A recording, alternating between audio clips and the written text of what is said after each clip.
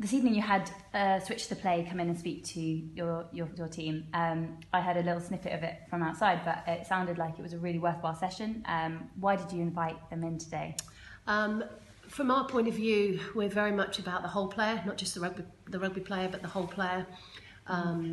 These athletes here have to do full-time jobs as well as the commitments there, and as I've already said, it's more intense now, and the demands on the players to perform and to prepare is so much greater, and they hold down these full-time jobs. And it's just raising their awareness of the skills that they actually have here, that they learn, so their communication skills, their resilience as people, their problem-solving approach, their competitiveness, their ambition, all of which are massive qualities for employers. And having Leon Lloyd here to deliver today to raise their awareness about how those talents, the softer skills that people say that they've got, and to take, really push themselves in their working environment is fantastic. Perfect.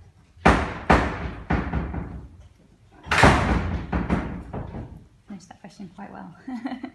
Brilliant. And just finally, the full-time 15s contracts come into force very soon. You said before that this is the first step on the ladder, but that women's rugby shouldn't rush itself into professionalism. So what are your thoughts on the contracts? I'm absolutely thrilled that the contracts are there. For the sustainability of the game, our national team needs to be successful. And then that brings in lots of other players that want to play the game, lots of youngsters. The youth coming through at the moment is amazing, way stronger than it's ever been in the past, because of the fact that they won the World Cup in 2014 and produced such a great final in 17. And so that's really, really important. But I think if you try to make the whole game professional overnight, that's never going to work, because we have to build the interest in the game, we have to have numbers arriving at and actually watching games. We need the sponsorship to come into it in order that you can actually say to these players, right, this is a sustainable contract. So the contracts the RFU have offered are forever. They're there now, which is phenomenal. Yeah. You can't say then to a club player, oh, let's do this, give up your job, and they give up the job, and 6 months later you have to say, I'm sorry, we can't sustain that. You can't mess with them. As I said, that they're not just rugby players, they're human beings, and they need that security. So I think that the next step after these contracts is that the top sort of 4 or 5 in each club are able to go semi-pro. This is outside, obviously, of the internationals, where they spend 2 to 3 days in their week where they can be rugby players. And get the opportunity to rest properly, to eat properly, to train really well on their own specifics, their position-specific stuff, which is difficult to do when they're in a full-time working environment.